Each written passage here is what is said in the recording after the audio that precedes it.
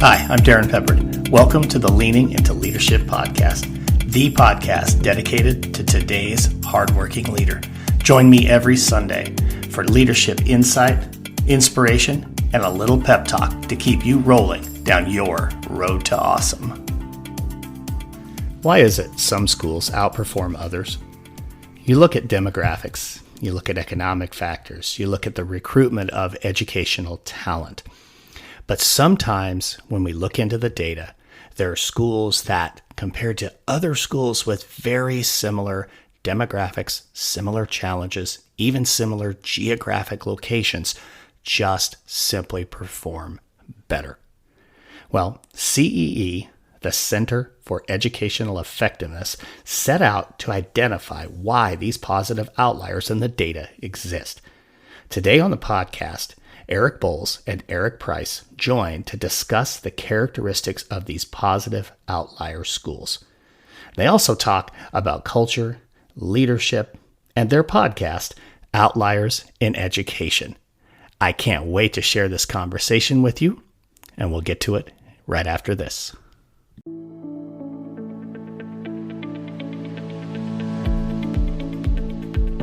Leaders, your educators deserve to have a leader who believes in them, who supports them, and who lifts them up when they're down. Right now, they deserve that reminder that they are traveling their own road to awesome.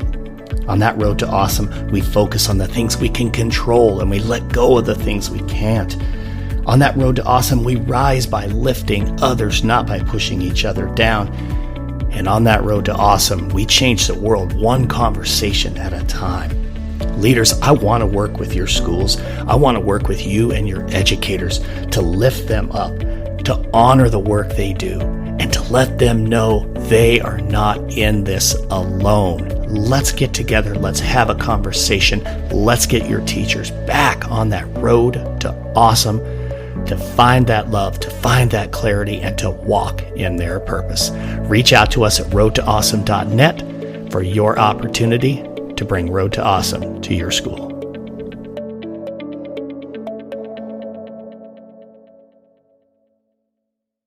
For the first time in the history of the Leaning into Leadership podcast, which folks, I know it's not a long history, but nonetheless, for the first time in the history of the Leaning into Leadership podcast, I have two guests, not one, but two guests, and they happen to have the same first name. Two guys named Eric, who spell it differently. I appreciate this because there's a guy named Darrin who gets all kinds of different spellings other than the right one. This is awesome. Erich Bolz, Eric Price, welcome to the Leaning into Leadership podcast. Fellas, how you guys doing today? Hey, we're doing great. And I guess if we're the first time you've had two guests in history, then we've got to go Wayne's World on you and say we're not worthy. I'll introduce myself real quickly. My name is Erich Bolz. Go by Bolz for the purpose of this podcast and our Outliers in Education podcast. I work for an organization called the Center for Educational Effectiveness. It's located in Bellevue, Washington. It's the swanky east side of Seattle, Washington, for those of you who may not be familiar with the geography. And I have the best job in the world because as a 25-year public educator, I get to help educators now just in the context of school improvement through the resources that we have at the Center for Educational Effectiveness. I'll refer to it as CEE in the podcast. The other reason I have the best job in the world is I work out of my home in southeastern Washington State, about 210 miles from the mothership in Richland, Washington. With that, I'll turn it back to you, Darrin, or straight to EP, depending on how y'all want to do this. Go ahead, EP. And I want to just be really clear. Just because we've got two people on, I just want to let the audience know, and it doesn't mean we're going to be twice as good. So expectations should be low, folks. So my name is Eric Price. We refer to me as EP. I also think that I've got the best job in the world after 25 plus years in public ed. Bolz and I have a similar track record there. So I do some coaching with both principals and superintendents. I teach at Washington State University. I teach pre-service teachers, a number of different things, but love what I do. And I don't think that I've had such a great perspective of education as I've had now. So that's where I am and love where we are. So That's excellent, and go Cougars, of course. So Go Cougars. always got to throw in got to throw in the mascots any and every time. Every time I speak, I'll say something about that I grew up in the great state of Wyoming, and then I'll say hey, go Pokes, because nobody else in the room will ever say it, and every now and again I get surprised. So I got to throw that in there. Go Cougs. There you go. So guys, let's just dive in a little bit. First off, it's like 80 years worth of educational experience between the three of us. I don't know if that should make us feel good about ourselves or if that should make us cringe. But either way, a lot of experience, a lot of different roles between the three of us, and I think that's going to make this really interesting. So I want to start, I guess, with just what brings the two of you guys together. Tell me just a little bit of that story. How do EP and Bolz connect and not only create a podcast, but I know there was a lot before that. So you guys run with that. I'm curious. You want to take a stab, EP, or do you want me to take a stab? No, you've got the intelligence, my man. I'll follow. I don't know about that. This is probably falls under the category of misremembering, but I'll do the best I can here. So EP and I go back to really pretty close to last century. We're both classroom teachers, both middle school level English language arts teachers. I had the good fortune to go to where EP was working at the time and do some in-service in the town of Walla Walla, Washington. The town's so lovely they named it twice if you haven't been there. And I think we just became fast friends as a result. Both started in school administration not too long after that experience. 20 years later, found ourselves on the other side of school admin. And as we were scaling up, the work that we did with the Outliers study at CE was funded by Bill and Melinda Gates. It's a nice funder to have in your back pocket, by the way. And we had a couple of things that we had to do in terms of disseminating the research that we were doing for the greater good. And they gave us really broad latitude around what would that look like. So we had no idea and kind of threw a couple things at a dartboard that stuck. One is the mastermind concept.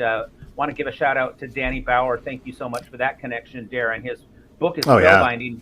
We run masterminds continuously at CEE as a result of that Gates work. And then the other thing we thought was, well, heck, we'll try a podcast. And I reached out to my friend EP, who's always up for a little contract work, and he helped us with the masterminds.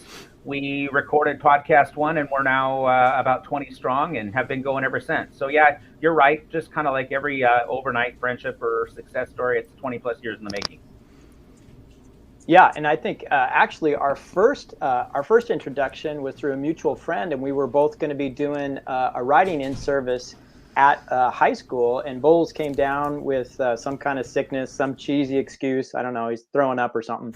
And but then we just we were in the same circles and spheres, and yeah, exactly, kind of have come back around to helping from the other side of public ed. So it's been a blast. So let's talk about that a little bit, because all three of us have gone through that process where, being in public ed for quite some time and then now moving into the private sector. But I don't know about you guys. I still consider myself a public educator. I know I'm not working in a school every day, and I'm not, bound in the same office or whatever. But for me, it didn't stop at year 26. To me, this is year 28 in public education. So maybe talk a little bit, and EP, I'll come to you first on this one, about kind of that transition. I know I have some listeners who are kind of in that space of kind of moving to a place in their career where either, they're ready to retire and do what's next, or maybe they just are thinking about what might be next as a side hustle or whatever. What was that transition like for you? How did that come about? Well, I don't know if I would recommend this for all of our listeners, but my wife and I decided, I was actually at a elementary school and a principal at an elementary school, and we had 2 daughters at home, and we said, hey, what if we just take a year, quit both of our jobs, take a year and tour around the states. So we both, she's a nurse, we both quit our jobs, and then we toured around the United States for a year. Luckily, it was the year that COVID came in. So we were in Florida when they were closing down all those beaches, and So I came back. Terrible place to be stuck, right? It was awful. It was really awful. Daytona Beach is terrible. So when we came back, I really started getting into more Wazoo. I've been teaching for Wazoo, so I did some more of that. And then Bolz, my friend, just said, "Hey, I've got some other pieces if you want to start getting into it."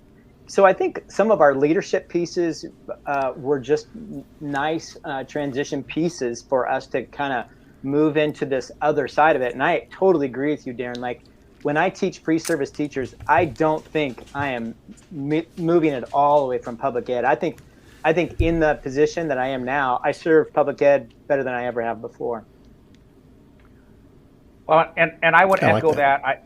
I think the only thing I would add to that story is mine was a whole lot more accidental than EP's. I had been an assistant superintendent for the last 10 years. I was in public ed, and like the two of you, very much a committed public educator. Just, my paycheck now is derived from a different source, and was really tired of kind of some of the things that came with the assistant superintendency. No slight on either one of my last two employers. I just, eventually I think you get your fill of collective bargaining, investigations, parent complaints. I went into education and built a reputation around curriculum instruction assessment, particularly taking data to action.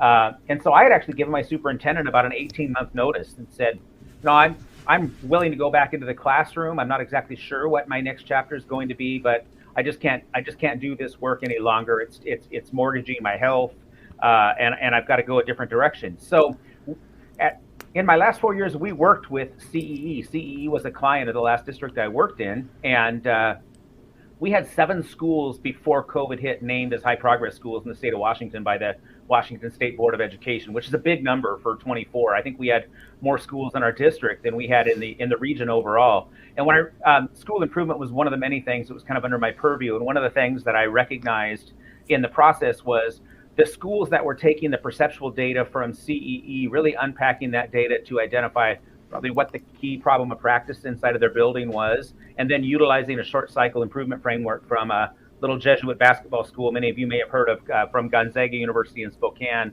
The architects are Chuck Salina and Suzanne Gertz. Professors, Chuck's a professor emeritus. Suzanne is still a professor in full practice at Gonzaga.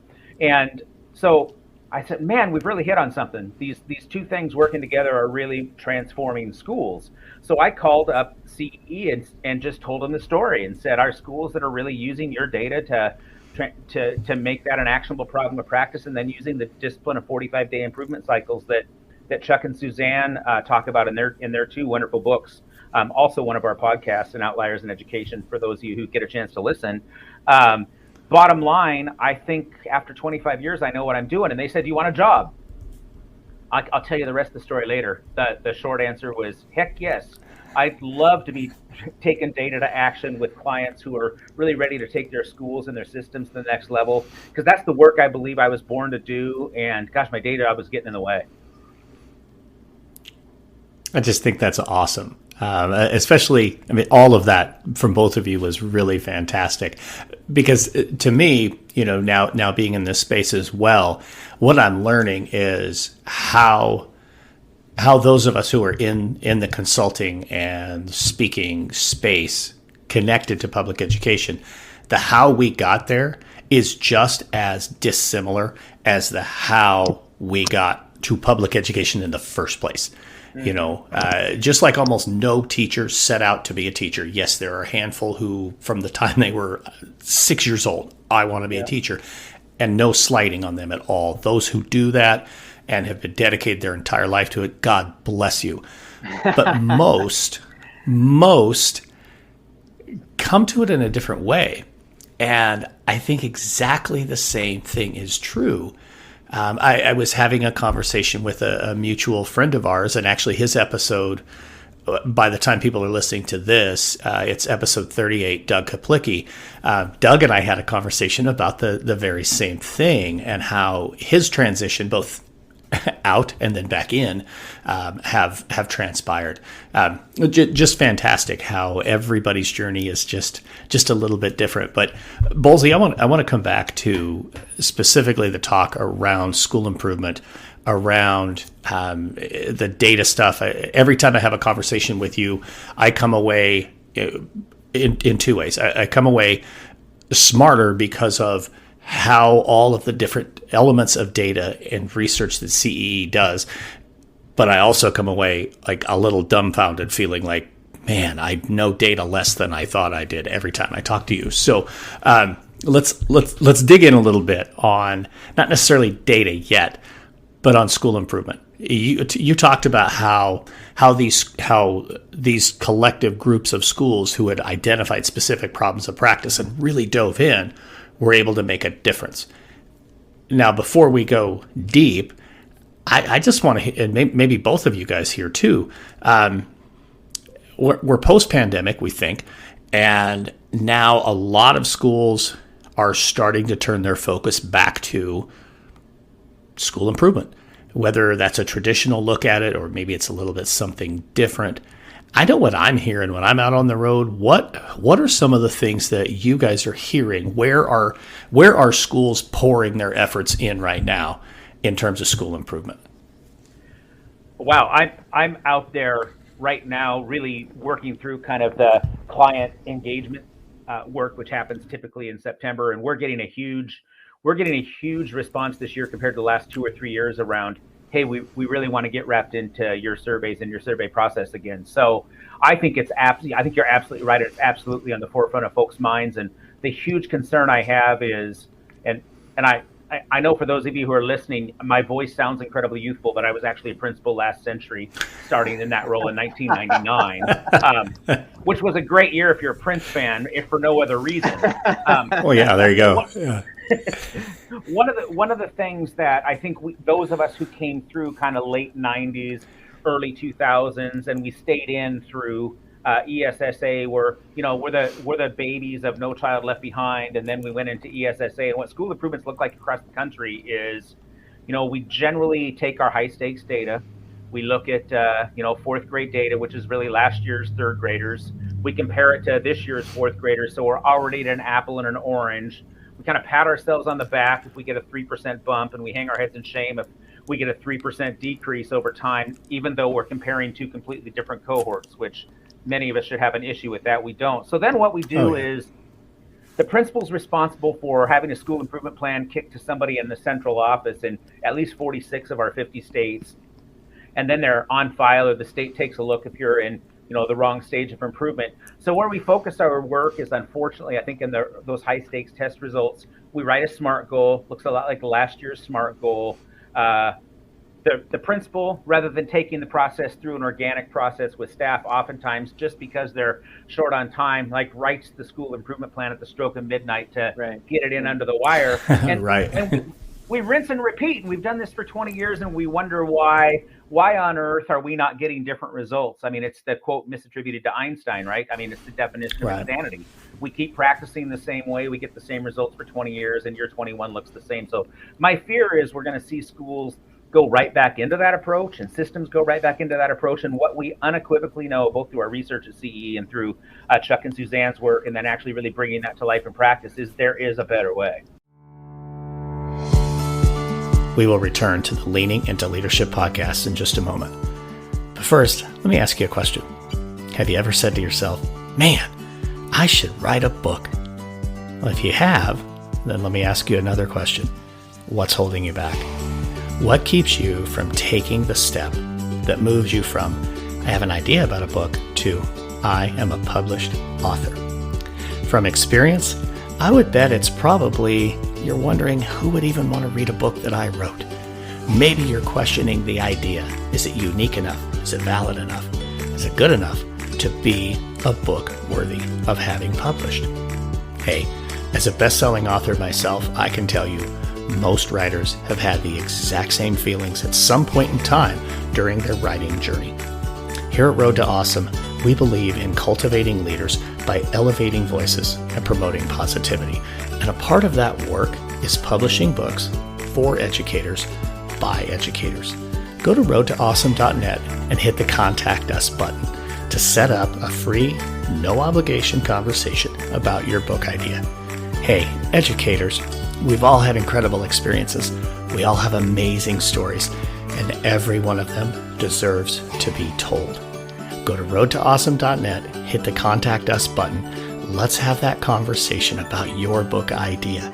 And now, back to the Leaning into Leadership podcast. Yeah, and I think to add on to that, I think what we really continue to see is this culture piece, right? This culture piece about schools. And I don't know what it is about us, but our heads just keep snapping back to this lever of academic achievement. And there's plenty of research out there that says if that's what you're focusing on, you're going to get a decrease. And yet we see when you start to look at some of those culture pieces within a school, those are where you're really going to get the sustainable growth. And so as a story, there's a person that I have worked with in consulting capacity that really was having a difficult time in that culture realm. And it was also beginning to show up in some academic pieces. And after looking at, we used the EES survey, which is the Educational Effectiveness Survey. And I said, we really got to be looking at this, how is the trust in your building? How is that cultural health? And I think that as we began to look at those pieces, you don't know if your culture is getting better or worse unless you have some kind of a metric, right? So when we really started to look at that engaged staff, Bolz talked about staff being kind of disassociated with that improvement process. Well, when we brought him back in and said, no, here's the things we need to focus on, there was a complete turnaround. And his superintendent was just like, oh my goodness, yeah, amazing. So I think that when we begin to look at trust and culture, and again, you're going to hear this all over the place, but we just don't do it, and we don't know how to do it. And then if we don't measure it, we don't know where we are. So I think that with some of those pieces, it's really helpful for us to start to take some of those chunks to go, okay, now that we can trust each other and we can communicate, we can really talk about these kids in a way that hopefully will have some movement of my behavior as an instructor and students' behavior as learners. I love that because, this is a drum I've been banging on for years. And I know I've talked with both of you guys about this a couple of times, that, until we're willing to really pour our efforts into culture, all those other things that we do, just to me, are not going to reach their maximum potential. Yep. When we end up with it, I love what you just said there, EP, about just like snapping our heads back to, that assessment data. Bolz, you described it perfectly. I mean, to me, every year that statewide assessment to me was an autopsy, and you're right. We're comparing it to, a group of kids who are now in a completely different grade, and they're going to be compared to the kids ahead of them every single year. And, as athletic coaches, I get it. I mean, we can do that. I can say, man, I got a strong senior class, and, this year my juniors are a little bit weak. But then we don't do the same kind of thing in academics. We don't just track that group all the way through. There are some states now that are starting to do some of that work. I can tell you my home state of Wyoming is starting to do much more of the actual cohort tracking and how they do their state assessments. But I'm squirreling way off of topic. My point is that exactly what EP just said. If we're not willing to put our time and our effort into the culture and being aware of organizational trust and honoring all of the just the years of service that people have been a part of our work, trusting them as professionals and celebrating our students and celebrating our adults and that kind of thing. We never reap the benefits of all those other types of initiatives. Not that they aren't good. I mean, there's some incredible stuff out there. You just got to make sure your culture's ready to support that kind of stuff. So let's maybe go just a little bit further now, and whether we stay with culture or look at some of the other levers that CEE measures as a part of their research. How do you take whatever that data is? To me, this was always kind of a struggle. In education, we become so data heavy, and we're totally disconnected from strategies of how you use that. So what are some things that when both of you work with schools and work with principals and work with teacher teams, how do you make the data something that's not, number one, intimidating, and number two, just daunting? How do I even do something with this? What are some steps? EP, you want to take this off the top, or you want me to? Well, I think this goes right into some outlier study stuff. So go ahead and chunk away, and I'll follow. Sure. And so at CEE, much like with Chuck and Suzanne, and it's actually research derived from the Office of Public Instruction in the state of Washington from the early 2000s. We really believe that you ought to be looking at 4 data sets, 3 of them that you can take action on, and then the 4th one is your lagging indicator, that's student achievement. So we believe first you've got to look at the demographic data. You have to know who you serve. You have to then do something in the perceptual arena, because we want to know, given the people we're serving, what are they thinking? I'm going to come back to that one because I think that's the best way to answer your question directly, Darrin. The third piece of data that we look at, we call contextual data. And really that's, the big buzzword or acronym right now around contextual data is MTSS. It's really those signature practices inside of your building, those systemic tweaks that you've made that you believe, theory of action, problem of practice type scenario, you believe are going to make the difference. All of these things working together in concert should translate to improved student achievement. So let's go back to the perceptual for just a minute. We look at perceptual data at CEE. We look across 18 different domains. And I think the first thing that we do is, my goodness, 18 domains. I mean, if you're looking at 18 domains of data, you're not looking at one domain whatsoever. It's just way too much. So the first thing I do with my clients is to identify 1 or 2 or 3 snippets inside of those domains that really pique their interest. I'm surprised that people answered this way, positively or negatively. And then really like to get that data out there in front of the staff and wait for it. It's a super complex process. I call it the why what protocol. So we identify a data set, a very discrete, manageable, digestible data set, and then we ask people at your table, come up with a hypothesis around why do you think people answered the way that they did. Once you have 1 or 2 or 3 consensus items around those whys, then we really put the improvement onus right on the staff and say, all right, each of you are basically kings and queens of improving this outcome. What would you do about it? And the strategies, the simple strategies that come from the staff in terms of, what they believe will be the big levers that will make differences in their schools are powerful. They're profound. And the bottom line is, when you authentically engage staff in solving their own problems and confronting their own problems, you can't lose. When as a third-party consultant or as an administrator, you tell staff how they should be solving the problems that you perceive are the biggest problems, first, they may not perceive those as the biggest problems in the schoolhouse. Mm-hmm. And second, there's no agency or buy-in unless it's an organic solution. So I think what we do best is take the data, we look at the data, we make it small and manageable, we work by consensus to get in front of folks. We ask folks to answer why first, and then what do you want to do about it next? Then where we follow up, and where I think there's this great blend with executive coaching, because I know you're both all about that, is we want that 45-day improvement cycle, which then becomes a perfect segue for a coach to be working as an accountability partner. How's it going, Darrin? How did it go those first 2 weeks? Where are you stuck? Did you get through it in an incredibly efficient way? And then what would you want to work at next? What other themes in your conversation with staff are you surfacing? And how can we take those themes and really run it through the same why what piece? So it just becomes this continuous improvement. And I think one of the things that I apologize, I'm taking way too many words here, but one of the things that I think we've really learned over time, and Chuck and Suzanne would say this as well, is, we've had this belief for a long time in school systems, purported by some researchers, to be perfectly honest, that school improvement's a 3 to 5 year slog before you start to see outcomes. What we believe and what we know works, and what we know works through Chuck and Suzanne's work, is this: you can start to improve your school, especially if you start on the cultural side, inside of 45 days. That improvement can be instantaneous, and we don't have to wait. And I think that's a real emerging piece of practice that every executive coach can jump onto and benefit from. Yeah. So EP, I know you want to jump in on this too. I want to ask just a real quick follow-up with that, because, and maybe it's just a statement that you can react to, but when we think about exactly what you just said, 3 to 5 years for any kind of an improvement to take place. If we connect that to, I guess, this common practice of writing a SMART goal.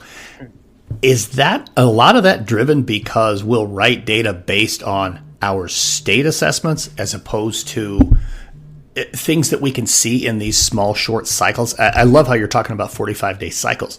Man, I met with a principal today. We set a goal today around roughly a 30-day cycle. It's not a huge goal, but it's going to make a huge difference. So that, you know where I'm going.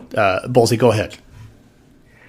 So yeah, I see nothing wrong with SMART goals in and of themselves, but if we know, for example, and it helps to hook a metric to it. One of the things that I think we do at CEE is, and the analogy for me is like the winery analogy, right? So if we all owned a winery, we're better off co-located with each other as opposed to, being out there on our own, because this collaboration that breeds synergy. It's not the isolation. So we can help you measure.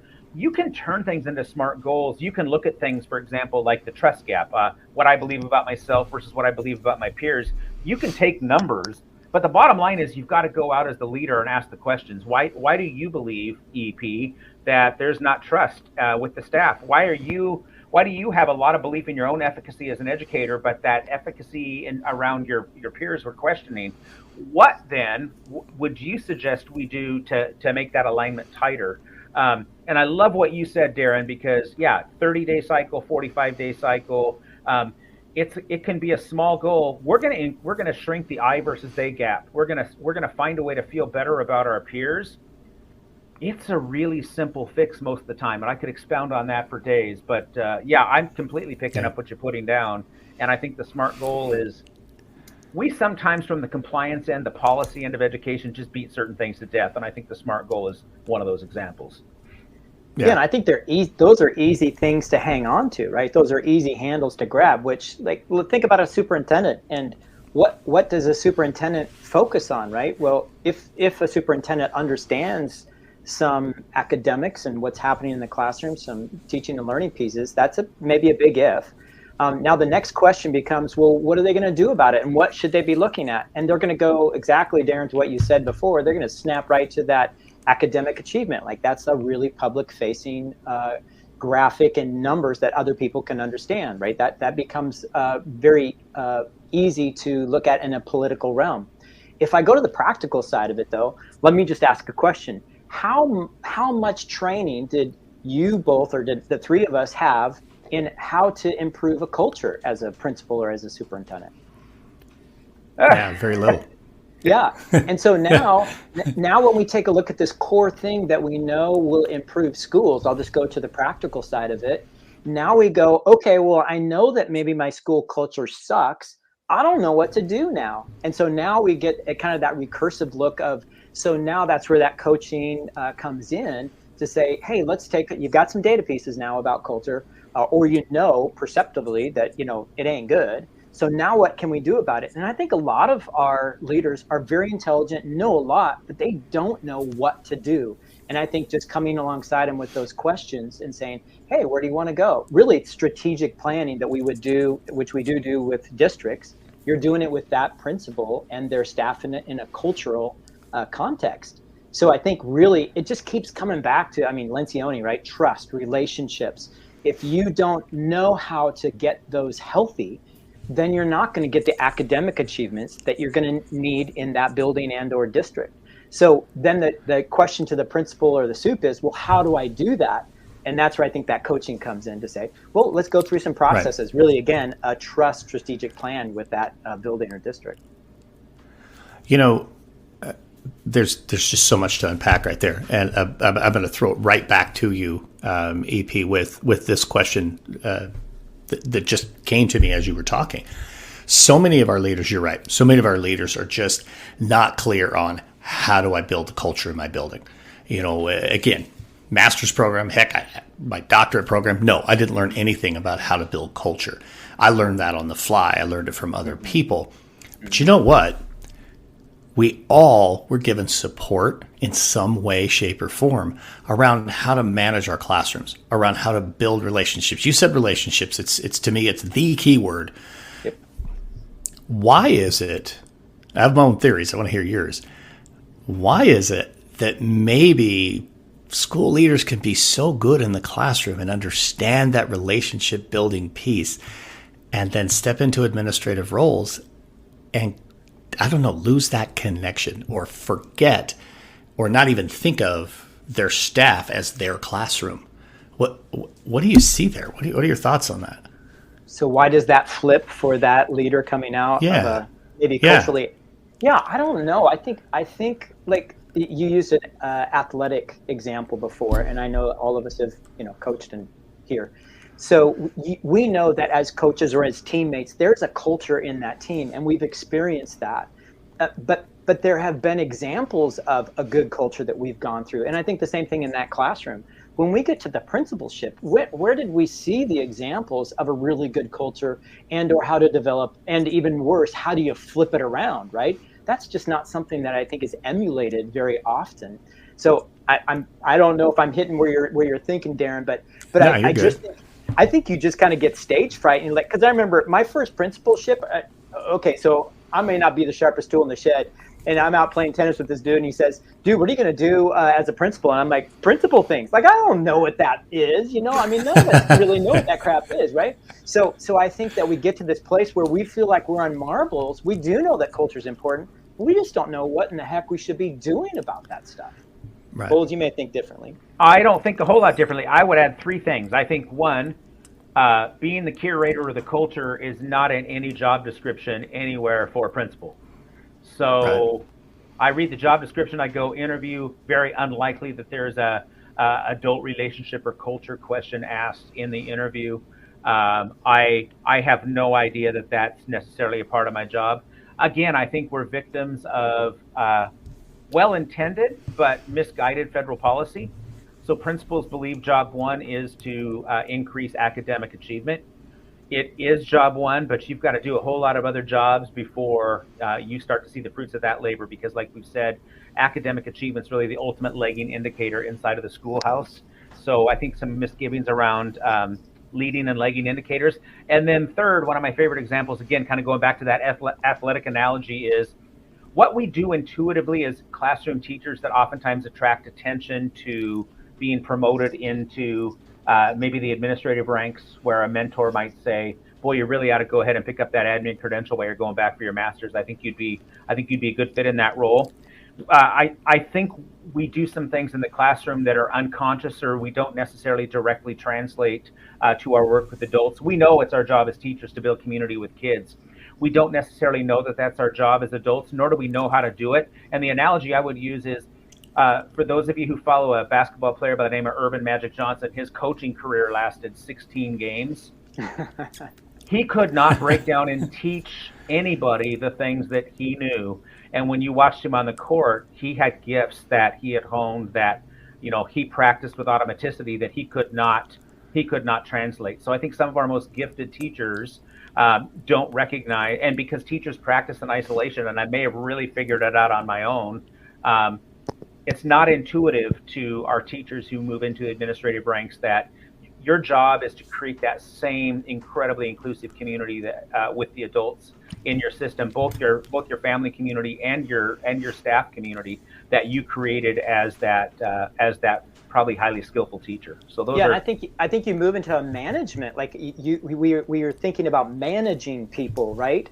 And even those questions you talk about in the interview, it's like, well, what would you do with the staff conflict? Like, it's how do you manage conflict? It's not like how do you build trust. So I think that's spot on right there. And I mean, I became principal in a school where I had already been the assistant principal. In fact, 2 different roles. And I mean, I was leading the development and the creation of our positive culture. And I move into that principalship, and EP, what you just said is absolutely spot on. I mean, so much so that I went a whole different direction with my dissertation and focused on that, organizational management versus instructional leadership and the perceptions of early career leaders, because that organizational management stuff, right over my head.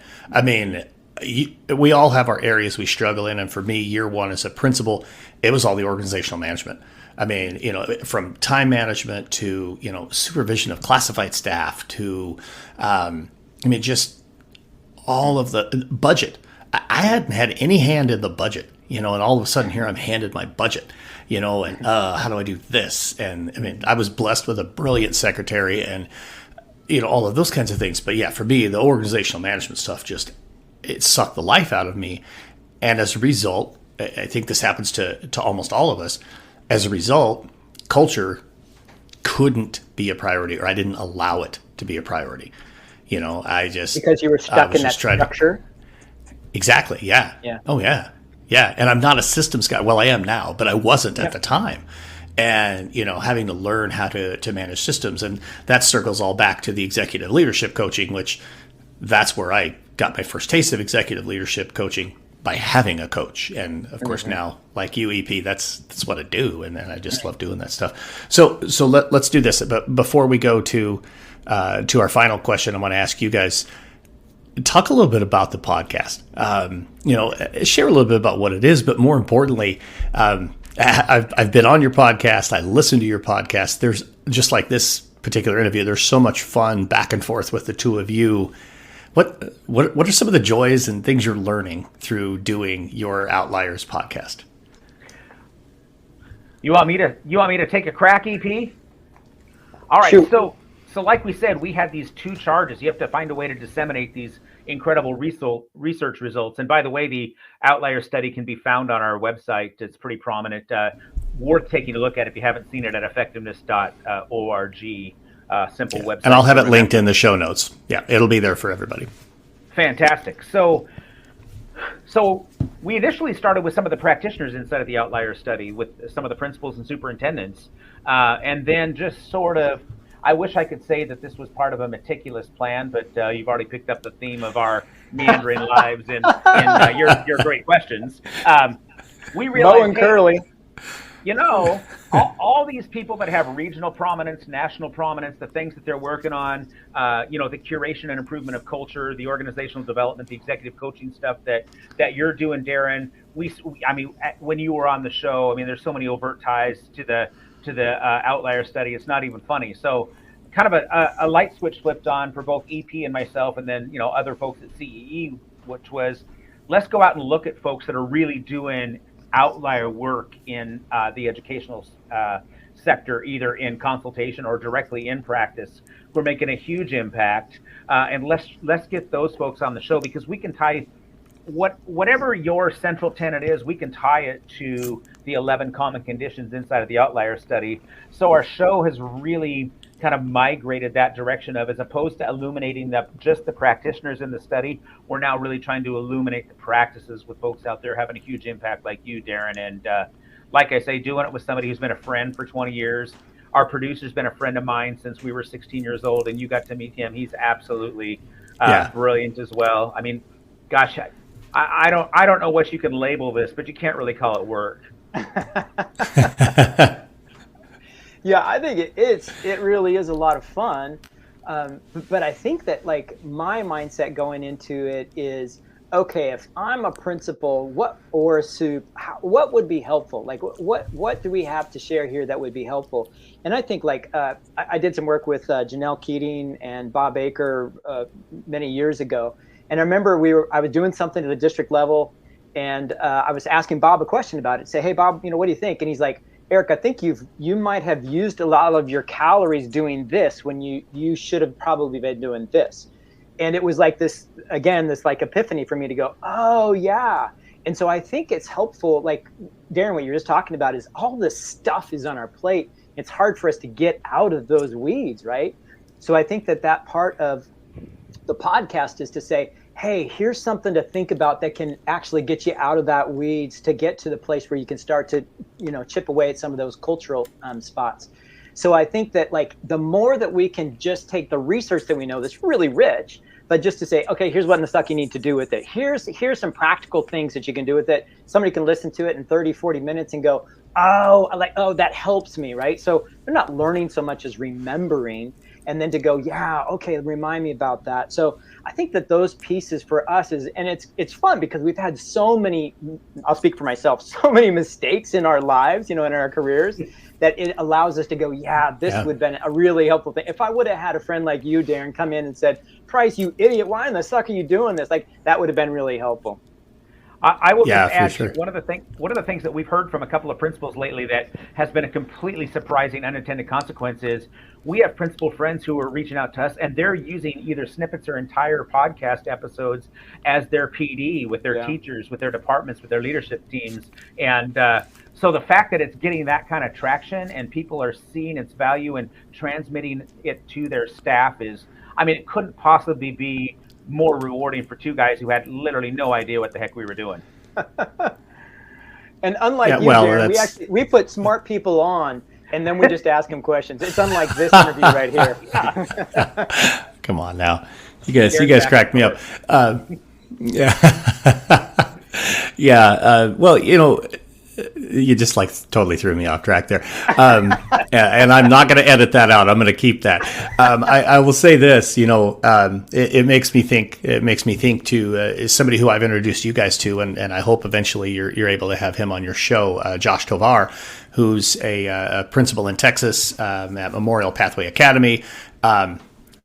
Josh refers to, everything to do with podcasts and blogs as PD for free. And I love that, that Bolzy, that you mentioned, that you are hearing from people who are saying, oh yeah, I share this with this, or I use a little bit of this with PD. I've had a handful of those too, where people are like, oh yeah, I share your blog with my staff every week. Or we do this to help people, right? I mean, the second of the three tenets on the road to awesome is we rise by lifting others. And that's why we do this. Yes, it's a freaking blast. I mean, I have, holy cow, in this first year of podcasting, the people, the intelligent people, and yes, I'll include the two of you in the intelligent people that I've been able to have conversation with, man, it's just so powerful. I mean, I'm growing, and I know my listeners are, because I hear from so many of them, almost on a regular basis now.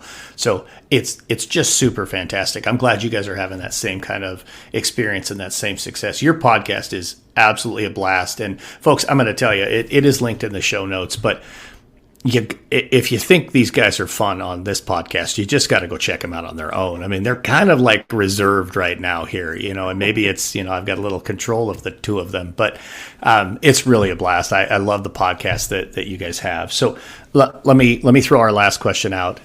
We'll see if it's the last question, but it's always the last question I ask of everybody who's on the Leaning Into Leadership podcast. And that's just very simply this: how are you leaning into leadership? And EP, I'm going to come to you first. I was actually going to ask you, Darrin, maybe this isn't appropriate, but I just wanted to ask you, what were some big surprises that you have kind of experienced in the podcast doing this process? Oh, yeah, sure. Yeah, absolutely. Wow. That's a really great question.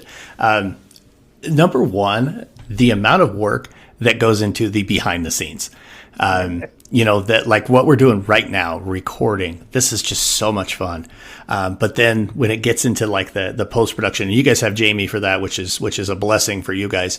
But doing the post-production stuff and, editing out somebody coughs, or, I had a guest on once whose phone rang and he said, this is my superintendent, I have to take this call. And so there's like 20 minutes of time that just ran with us on mute. It's fantastic. And he's a friend. I appreciate that. But just some of the fun things that happen as a part of just the recording process. It is amazing the amount of work on the backside, but it's totally worth it. And then here's an interesting takeaway that maybe I'm embarrassed to share, but I spend more time looking at my analytics than I should. I just, I'm like, okay, how many downloads today? How many downloads today? Like and, when I first started, right? Well, in a way it is. Yeah, it is. It's kind of addicting. And I didn't know what to expect. I'm launching this podcast. I just want to help. I just, want to share a little bit of stuff. And, I really thought, in all seriousness, I love this question, EP. I really thought when I first started that my show was going to be mostly me in solo episodes, and I would start to have a few guests here and there. And about episode 4 or 5, I think, Alex Carter was my first guest, a guy who does some fantastic work in a similar but dissimilar way, actually, to the work with CEE with what he does in Colorado. I was hooked. Was hooked with these conversations with guests, and it just. I haven't done a solo episode in a long time. So, folks, I know you're listening. Yes, eventually I'll get back to having a solo episode. But these are just so much fun, and I love learning from other people. So I guess those are my big things. So I'll throw it right back at you guys. We'll come back to the how you're leaning in here in a minute. What have been some of your like big surprises, big takeaways with your podcast? Number one for me, and I think you've already said it, I'll say it maybe in a slightly different way, is when you're preparing to have a guest on and it's a Darrin Peppard or a Aaron Jones or we had Aaron Christopher on by the time this drops, I think he will have dropped on ours as well. Doug Kaplicki, Chuck and Suzanne, who I just revere. I have the little boy in me doesn't want to let the guest down, so I spend a fair amount of time on the internet, on their website. Like, I want to see their latest and greatest. What are their central tenets? I want to come across as informed, and doing that research so that I don't come across as just another guy from Eastern Washington that fell off a turnip truck, which is an easy role for me to fall into, has been an incredible personal, professional growth opportunity for me. I feel so much better versed as an educator as a result of getting to know our 20 guests well in the last year than I could have possibly ever predicted. That, when you're in service to others and you're doing the right work, oftentimes I think you're the unique beneficiary of nobody's grown more than me as a result of doing this podcast. And that was not my intention. Right. It's just been a beautiful byproduct. Yeah. And I would echo the same thing. It's like, when we became principals, we could, as a teacher, you just saw in your room, and then principal, you could see into all of the rooms. And then we got to district office, you could see, all of the rooms in the district. And now it allows us even that higher perspective.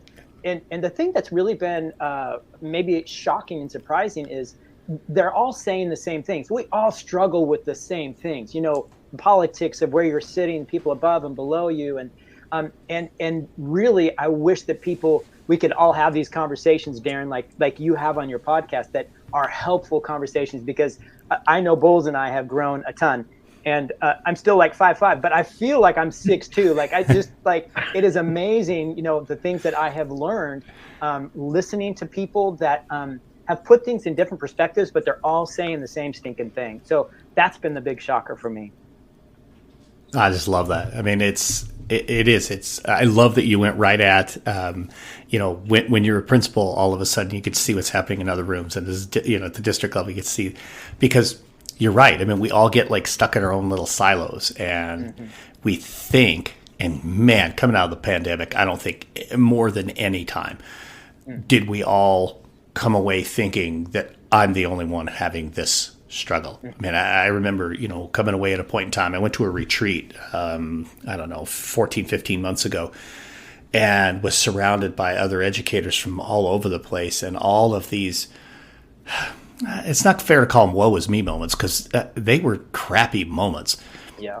But you feel like I'm the only one experiencing this. And then all of a sudden you discover, oh no, that's not true. And not that you look for shared misery or anything like that, but definitely finding those moments and those things, those pain points that we all have that we're able to share. And I love being able to bring people onto the show to put their voices in my listeners' ears for them to hear, oh, hey, I'm not the only one going through this, or wow, that's a really unique perspective. So start with, why do you think that is, and what do you want to do about that? What a unique spin on how do I address data? Those kinds of things. So it's a powerful platform. It really, truly is. Hey, and to get back at your question, leaning into leadership right now, I'm reading. Hey, it's so much easier to stay on track when you're a guest. It's hard being a podcast host. That's true. I want to convey that. I am so relaxed today. I'm otherwise, gosh. If this were my podcast, I'd be on point, feverishly writing notes, keeping track of the time. It's nice to be on here just unscripted, not paying any attention to that. And I hope your listeners don't feel taken advantage of, Darrin. But bottom line is, I'm reading. Sure they don't. Let's hope. I'm reading Danny Bauer's book, Mastermind, right now. EP and I are kicking off CE's next round of Masterminds actually tomorrow, which will have no relevance for your podcast listeners, whatever tomorrow is. And I love what he says in the book around, there's tons of things I love in the book so far, but one of the things I love in the book is really the nexus between that mastermind and then that coaching opportunity. And where my mind is spinning at CEE, as you well know, we have really unique tools, both in the leadership and in the overall school improvement space. Imagine having a client who's using the EES survey or the L360, working through a mastermind and connecting with an executive coach. I think we can add a level of synergy to that notion that Danny writes so nicely about in his book. And I just can't wait to try it out. So that's what I'm leaning into right now. That's awesome. Yeah, and I think that if we could go back to, I got Danny's book. I haven't got into it. I looked at a lot of his stuff, and a lot of it resonates with some of the things that we do. But I think one comment that we hear a lot, both coaching and in the masterminds, is how isolated people feel, right? They don't have anybody with whom they can share, man, I'm having a struggle. Because if I share that with my soup, it's going to come up on my eval maybe. If I share it with my peers, they're like, you're an idiot. So we have these fears, right? And we can't communicate right. and get help. So I think the mastermind has been this really open thing, Darrin, just about what you said, during the pandemic of everybody's going through the same things. And for us to be able to have those conversations to say what would be helpful. When you take a look at school improvement stuff, I did some stuff with district improvement facilitators. Our books that we went through were 3-4 inches thick, right? And now really when we get to some of that social, that cultural piece of trust, we're really just asking questions to say, do you know what your staff wants? Do you know the landscape of your staff? What are their desires? What are their whys? And that gets rid of all that other crap and just goes back to relationship, Darrin. You said it before. It just goes back to relationship to say, how's your relationship with your staff? Do they trust you? And do you know what they want? And how can you bring them into the fold? You've got people that have been there for 25, 30 years that are pissed about something. And when you can sit down and say, hey, what is it you really want to do? Yeah, we can help you out with that. And they're like, seriously? You're like, yeah, absolutely. All of a sudden that thing flips, and then you can start, and you throw away this 4-inch notebook that nobody really ever could get through. And you start a relationship that just says, I care about you. I know you care about kids. Let's do this thing together where we can get better. And I think that's been like the leadership growth for me is just that lack of isolation and relationship, just that focus. I'm hopeful that as we are moving forward, and we're faced with everybody calls it a crisis, a teacher shortage crisis, a leadership shortage crisis, those types of things, that more and more and more of our leaders will really take that step and focus on the relationships and focus on the culture of their schools. Yes, pay is a problem in education. Yes, politics are making their way into education. But by far and away, the most powerful thing I believe that we can do in our schools to keep our teachers there, to keep our leaders there, is to build environments where trust exists, where they're treated as professionals, where we really value the institutional knowledge that those people who have been there for 25 years and so forth have on the improvement process. And here's how we grow and get better. We do it as a team. We do it by supporting each other. And if we do that, amazing things can happen. EP, Bolzy, thank you so much for this time on Leading into Leadership. I love every moment of this conversation. I'm certain my listeners will too. Thanks so much, guys. I really appreciate you. Thanks, Darrin. Great being here. And I love your messages. So hopefully people listen to what you have to say, and let's change the world. Let's change the world one conversation at a time. There you go. Love it. Right on. All right. Thanks, guys. When I listen to Eric and Eric talk about data, I'm taken back to my time as both a school and district leader. And I recall often feeling overwhelmed by data. There's so much information that we get related to student performance, to overall school performance, to our staff, and so forth, that you can easily feel like this is insurmountable. But the way they describe it, the way they talk about it, give me a little bit of calm, and I hope it did for you as well as a school leader. The protocol that Bolz talked about why, and what, to me is a real powerful protocol. First off, it's really simple. You take a look at the data. Why does something stand out to you? What might you do about it? I think it's a great way to gain consensus. It's a great way to put people in a position where they feel like, hey, we can rally together around this because it's an idea that we came up with. I have linked CEE's website in the show notes, along with a link to the study summary for characteristics of positive outlier schools. Make sure to check that out. If you want to read the entire report, that's also available on CEE's website. I've also linked the podcast, Outliers in Education. Make sure you check it out. EP and Bolz are absolutely phenomenal. They're so much fun to listen to. And now it's time for a pep talk. Earlier this week, it was World Mental Health Day. And as I was taking a look at some information and trying to decide what I wanted to share on that particular day, I came across some questions related to mental health. It made me think of my good friend Mark Brown, who's an administrator in Oregon, and his book, Choose to Be You. And in that book, Mark talks about how we all have mental health. It's not that having mental health is a bad thing. It's just like having physical health, whether that's good mental health or bad mental health, good physical health or bad physical health. But when we think about our mental health, I came across these questions. It says, ask yourself this. 1, how am I feeling lately? 2, has anything been added to my stress levels recently? 3, am I taking care of my body? 4, am I taking care to have time to do things I love? And number 5, who can I lean on when I need extra support? I think this is really critical and something that we all need to take a step back and think about. I talk often about getting on the balcony and taking a look and checking in on those things that are important to you. Well, those are just things that I talk about when we're leading a school or leading an organization. Take some time and actually get on the balcony and check in on how you're doing as a human being, as an individual, in your physical health, your spiritual health, your mental health, and just simply in surrounding yourself with the people that you love. Thank you for joining me this week on the Leaning into Leadership podcast. Have a road to awesome day. Thank you for listening to the Leaning into Leadership podcast, brought to you by Road to Awesome. Don't forget, click subscribe, give a review, and share this with somebody who might also enjoy leaning into leadership.